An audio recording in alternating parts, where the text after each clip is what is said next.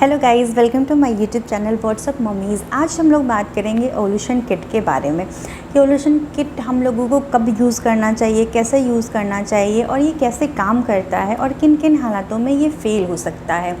तो सबसे पहले हम बात करते हैं कि ओल्यूशन किट है क्या। ओल्यूशन किट एक किट बनाया गया है just like a pregnancy kit, test kit, इसी जो आपको ये बताता है कि आपका एग्जैक्टली ओल्यूशन कब होने वाला है।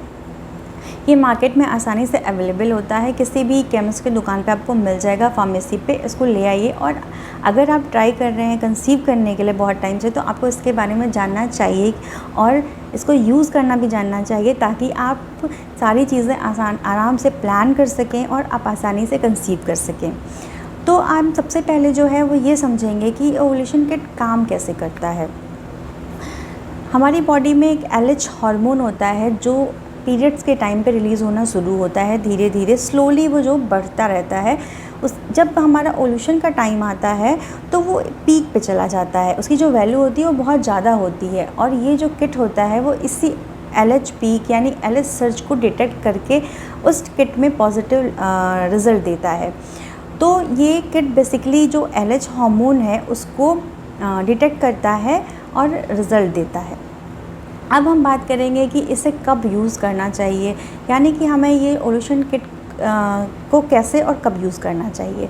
तो ओव्यूलेशन किट को just like pregnancy test kit use किया जाता है, बट ओव्यूलेशन किट जो होती है उसमें 5 स्टेप्स होती हैं। उसको आप कई दिन पहले से यूज़ करते हैं, यानी कि अगर आपका पीरियड्स जो हैं वो 28 डेज़ का है तो मोटा मोटी लेके चलें तो आपका जो ओव्यूलेशन है वो 14 डे होने वाला होता है। तो आपको ये 11th डे से ट्राई करना शुरू करना चाहिए, इस किट को यूज़ करना शुरू करना चाहिए। जैसे प्रेगनेंसी टेस्ट में हम रिकमेंड करते हैं कि आपको मॉर्निंग की यूरिन यूज़ करनी चाहिए, लेकिन ओव्यूलेशन किट के लिए आपको मॉर्निंग की यूरिन नहीं यूज़ करनी चाहिए। आपको 10 AM to 8 PM ये जो दिन का टाइम होता है उस टाइम का यूरिन यूज़ करना चाहिए, बिकॉज़ जो LH हार्मोन होता है वो इसी टाइम हमारी बॉडी में कंसनट्रेटेड मात्रा में और पीक पे होता है। तो जो हमारी टेस्ट की टाइमिंग होंगी वो 10 AM to 8 PM के बीच में होगी।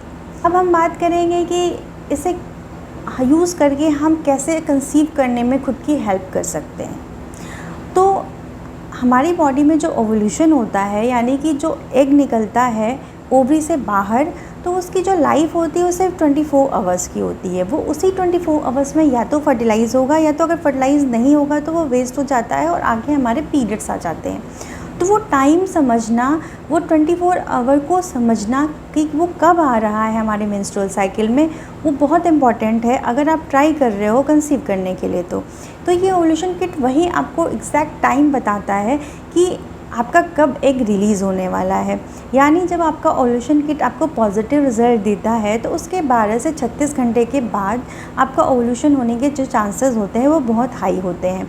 आपको उसी टाइम फिर टाइमली इंटरकोर्स प्लान करके कंसीव करने के लिए कोशिश करनी चाहिए। अब ओव्यूलेशन किट के रिज़ल्ट को कैसे समझेंगे, उसमें एक ओव्यूलेशन स्ट्रिप होती है जिसमें 2 लाइन बनी होती है, C लाइन और T लाइन। अगर आपकी C लाइन पॉजिटिव आती है और T लाइन नेगेटिव आती है, यानी आपका ओव्यूलेशन अभी नहीं हो रहा है।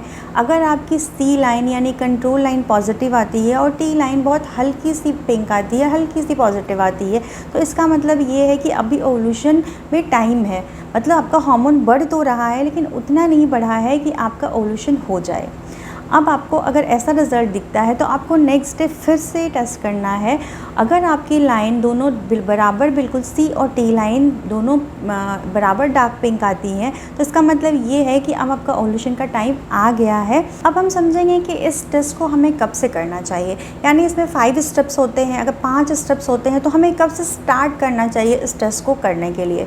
तो आपको इसके लिए जो आपकी साइकिल लेंथ है वो समझनी पड़ेगी कि आपकी जो साइकिल की लेंथ है वो कितनी है। आपकी साइकिल लेंथ 28 डेज़ की है, 30 डेज़ की है, 32 डेज़ की है या 34 डेज़ की है। तो आपको ये चीज़ समझनी पड़ेगी। तो आपकी जो, अगर मान लेते हैं कि एग्जांपल लेते हैं कि अगर आपकी जो साइकिल है वो 28 डेज़ की है, तो आपको इससे क्या करना होगा कि आपकी जो साइकिल का मिड डे लेना पड़ेगा। यानी अगर आपकी साइकिल 28 डेज़ की है तो 28 का जो मिड डे हुआ वो 14th डे हुआ। अब आप क्या करेंगे, जो 14th माइनस 4 करेंगे और आएगा 10th डे, यानी कि आपको टेस्ट 10th डे से स्टार्ट करना है। इसी तरीके से अगर आपकी साइकिल 30 डेज़ की है तो आपको उसका मिड पॉइंट कैलकुलेट करना पड़ेगा। उसकी मिड पॉइंट जो है वो आएगी 15th डे। अब आपको उसमें माइनस क्या करना पड़ेगा, 4 करना पड़ेगा। तो -4 अगर हमने किया तो आया 11th डे, यानी जिसकी साइकिल 30 दिन की होती है उसे 11th डे से ये टेस्ट स्टार्ट करना चाहिए। इसी तरीके से आपकी जितनी भी दिन की साइकिल है उसका मिड पॉइंट कैलकुलेट करिए, उसमें -4 करिए, जो भी डे आता है उस दिन से आपको ये टेस्ट करना स्टार्ट करना होगा। आपको अपनी साइकिल की लेंथ नहीं पता है, यानी कि आपके जो पीरियड्स से बहुत इरेगुलर हैं, किसी महीने 25 डेज़ होते हैं, किसी महीने 27 डेज़ होते हैं, किसी महीने 36 डेज़ होते हैं। बहुत सारी वुमेन में उनकी साइकिल जो होती है वो बहुत ज़्यादा इरेगुलर होती है। उस केस में हम क्या लेके चलेंगे, कौन से डे की साइकिल लेके चलेंगे कि हमारे कितने लेंथ की साइकिल है, क्योंकि आपकी साइकिल तो रेगुलर है। उस केस में जो आपकी सबसे शॉर्टेस्ट लेंथ है उसको आप लेके चलेंगे। यानी अगर आपकी जो पीरियड की लेंथ है वो अगर 25 डेज़, 28 डेज़ टू 36 डेज़ तक जाती है तो शॉर्टेस्ट जो आपका टाइम होगा यानी 25 डे की जो साइकिल होगी उसको आप लेके चलेंगे। उसी हिसाब से आप ये टेस्ट करना शुरू करेंगे। अब कुछ केस ऐसे भी हो सकते हैं जहाँ पे ये टेस्ट फेल हो सकता है, यानी कि आपको वैसा रिज़ल्ट ना दे, आपको सही रिज़ल्ट नहीं मिल सकता है। जैसे कि आपको अगर पीसीओडी हो, किसी महिला को अगर पीसीओडी होता है तो उसकी हार्मोन इतने इम्बैलेंस होते हैं, यानी जो एलएच सर्ज होता है वो मंथ में कई बार होता है। तो ठीक तरीके से ये किट जो होती है वो उस ओव्यूलेशन पीरियड को या एलएच सर्ज को डिटेक्ट नहीं कर पाता।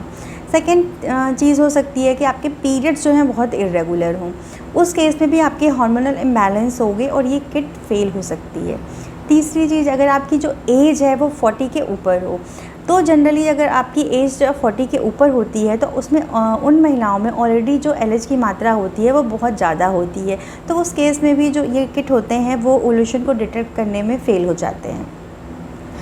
और अगर नेक्स्ट चीज़ जो हो सकती है वो ये हो सकती है कि अगर कोई महिला फर्टिलिटी ट्रीटमेंट ले रही है, उसमें उसको एलएच के इंजेक्शंस लग रहे हैं, उस केस में भी ये किट जो है वो सही रिज़ल्ट बताने में फ़ेल हो सकती है।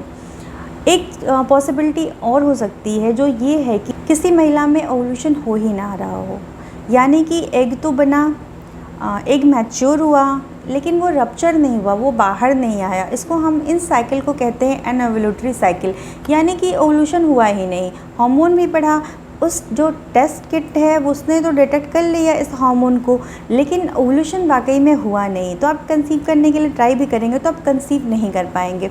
इस केस में आपको डॉक्टर से मिलना चाहिए और एक ओव्यूलेशन इंडक्शन का प्रोसेस करना चाहिए, फॉलिकुलर स्टडी करना चाहिए। उस केस में आपको देखना चाहिए कि आपके अल्ट्रासाउंड करके कि आपके एग्स जो हैं वो टाइम पे रप्चर हो रहे हैं या नहीं हो रहे हैं। तो that's it for today guys. Hopefully कि आपको सारे जो चीज़ें हैं ओव्यूलेशन किट से रिलेटेड समझ में आ गई होंगी। अच्छा लगी हो मेरा वीडियो अगर आपको, तो आप प्लीज़ लाइक करिएगा, सब्सक्राइब करिएगा और शेयर भी करिएगा और बेल आइकन को भी प्रेस करिएगा ताकि मेरे नोटिफिकेशंस आपको मिल सकें। Thank you for watching.